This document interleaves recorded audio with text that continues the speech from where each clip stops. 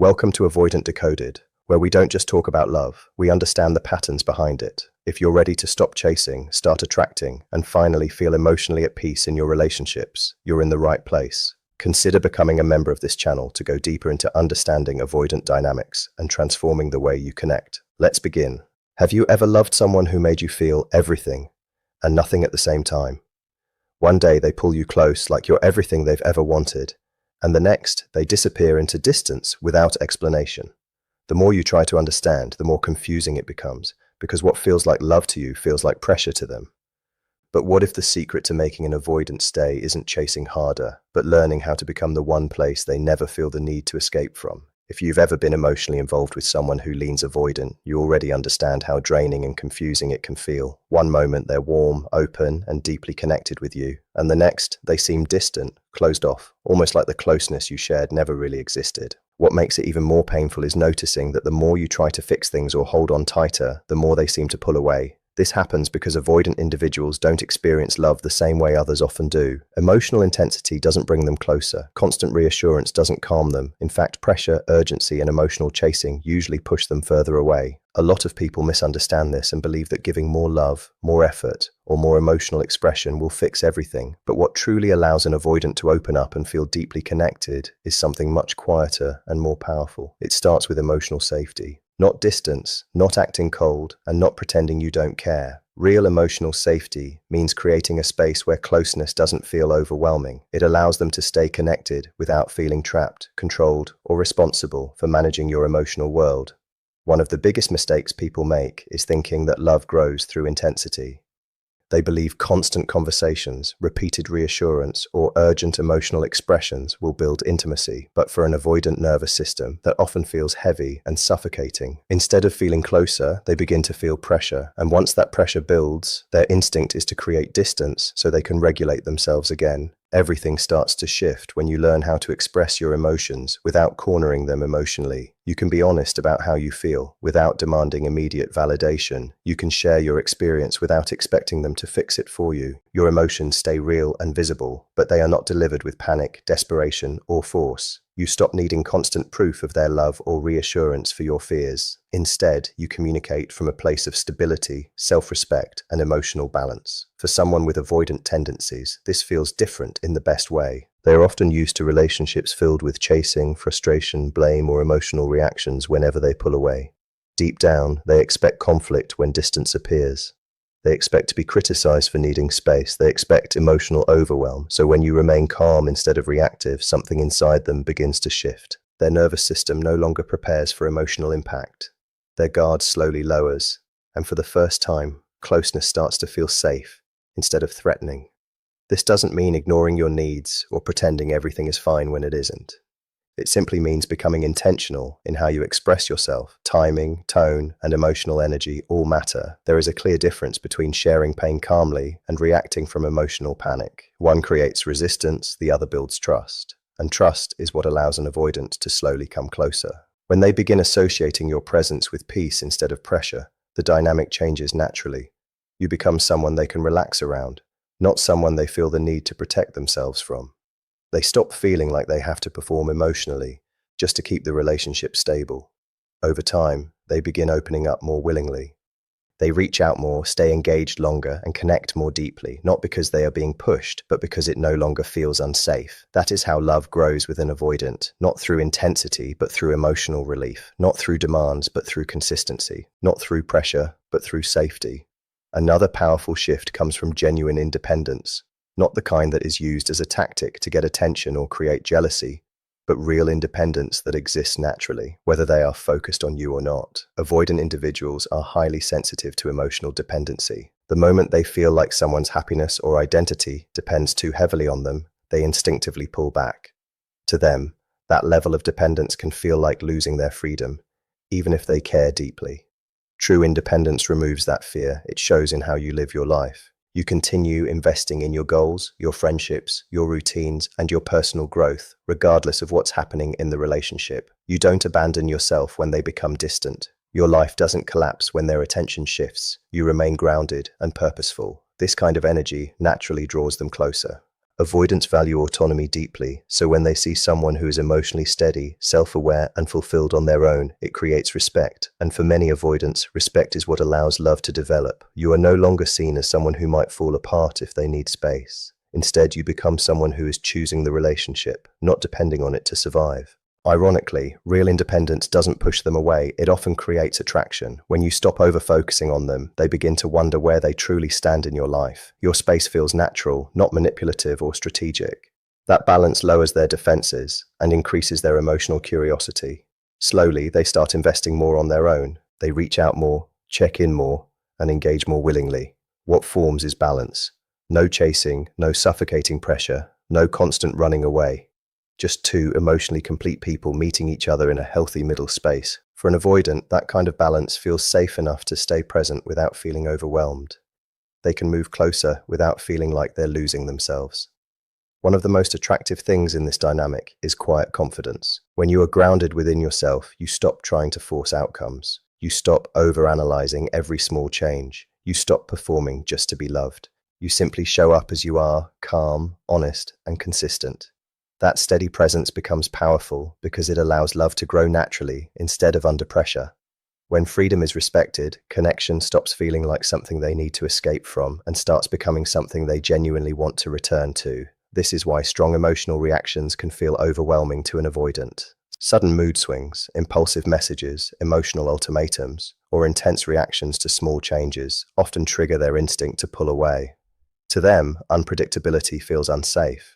But calm consistency creates the opposite effect. It builds stability, and stability is what allows them to stay emotionally present. This doesn't mean suppressing your feelings or acting like you don't care. It doesn't mean becoming passive or silent. It simply means your emotional state doesn't constantly shift based on what they do in the moment. You don't swing between affection and frustration, depending on how quickly they respond. You don't panic every time something feels off. Instead, you stay grounded, aware, and steady, even when things feel uncertain. For an avoidant, that kind of emotional steadiness is rare. Many of them grew up in environments where emotions felt overwhelming, inconsistent, or unsafe. Because of that, their system learned to associate closeness with pressure or instability. So when they meet someone who can express emotions calmly, communicate disappointment without blame, and share needs without force, it challenges everything they've come to expect. Slowly, they begin to realize that connection doesn't have to turn into chaos, and that realization is what allows something deeper, more stable, and more genuine to finally grow. That shift impacts them on a much deeper level than any grand romantic gesture ever could. When you respond with calm communication instead of emotional reactions, you naturally show emotional maturity without needing to prove it. Think about a moment when they pull back for a few days or take longer than usual to reply. A reactive response might assume rejection right away, start conflict, or demand reassurance, but a grounded response creates space without falling into fear or panic. That kind of emotional steadiness speaks loudly without saying much. It shows that you trust yourself and you trust the connection enough not to try to control it. That energy lowers their defenses.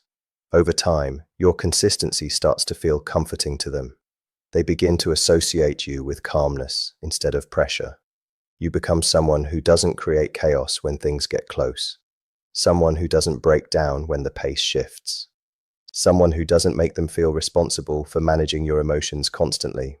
For an avoidant, that kind of ease is deeply attractive. This is where real connection starts growing quietly. They begin staying longer in conversations, opening up more naturally, and reaching out more often. Most importantly, they slowly allow themselves to be emotionally seen without feeling overwhelmed.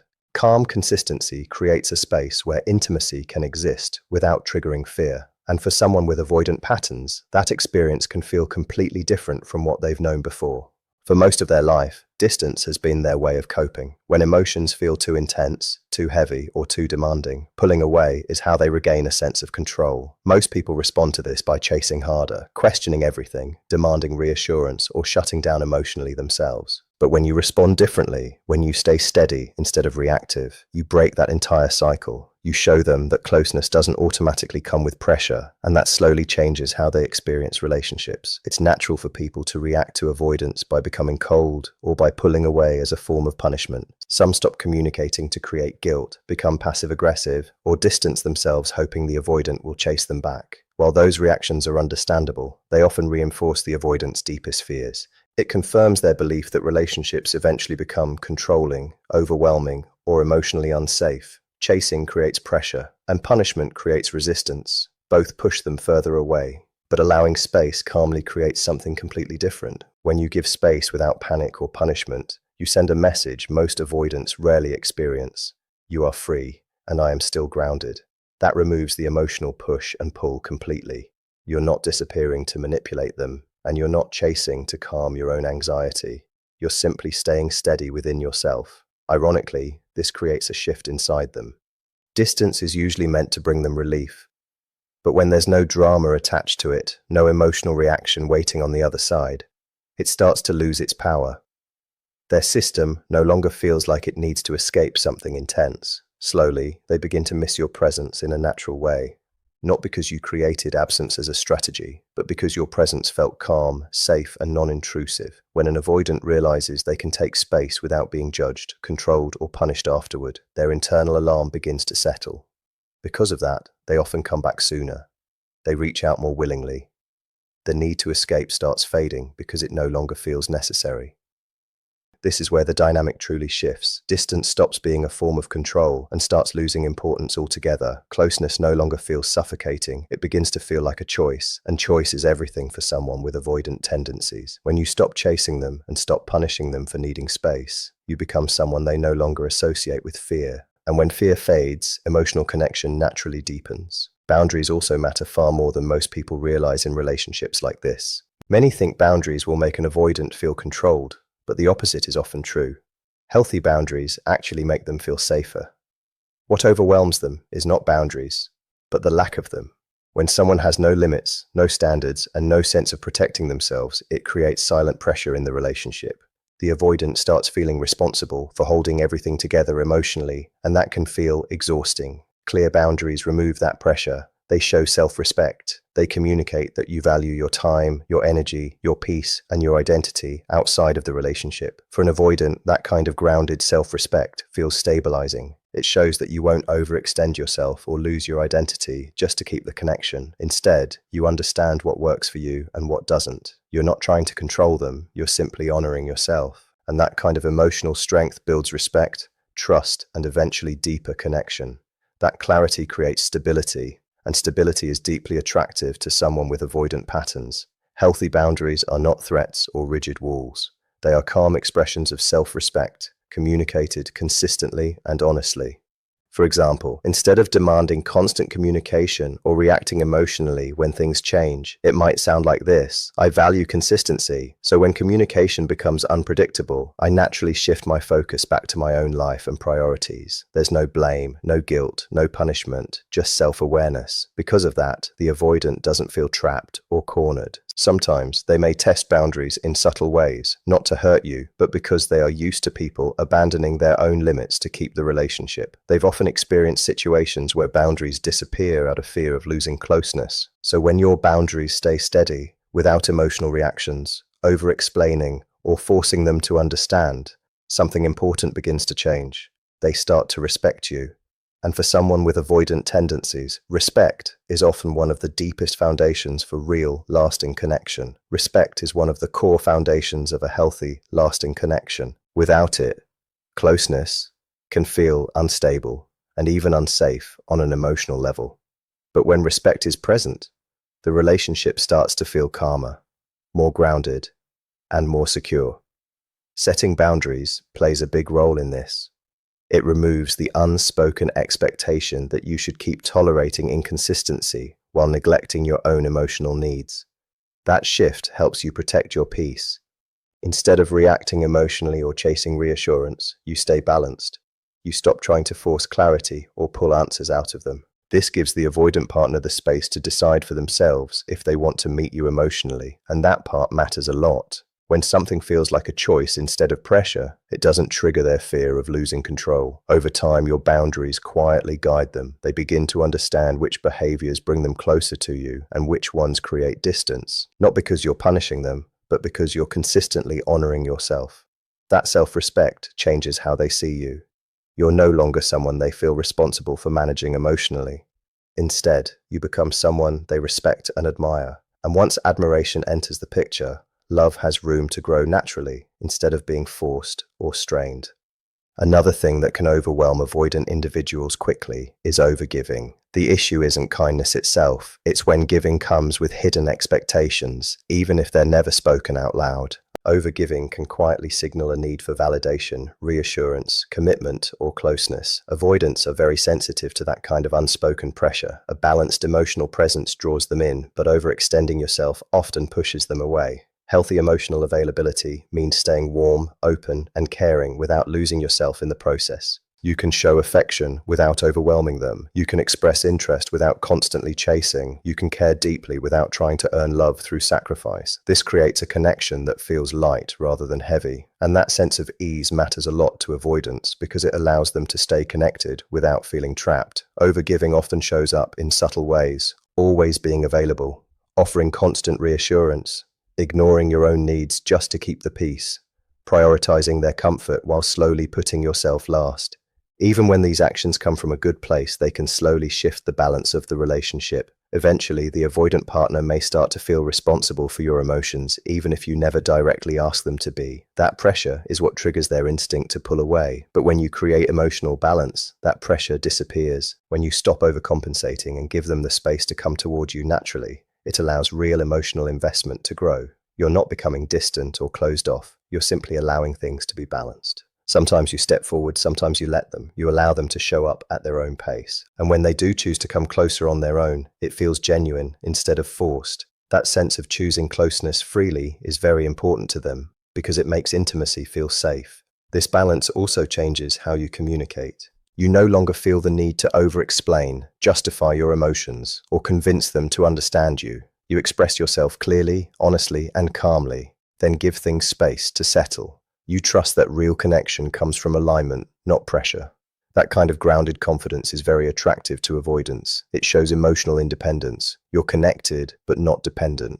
There's warmth without desperation, care without losing yourself, and presence without control. Over time, they begin to experience you in a very specific way. Someone who is open but not overwhelming. Someone who cares but isn't demanding. Someone who loves without sacrificing themselves, and that combination is rare. It creates a space where they can stay emotionally engaged without feeling like they're losing their sense of self. This is where love starts to deepen quietly and naturally, not through intensity or pressure, but through balance. When you stay emotionally open without overgiving, you invite them to meet you halfway.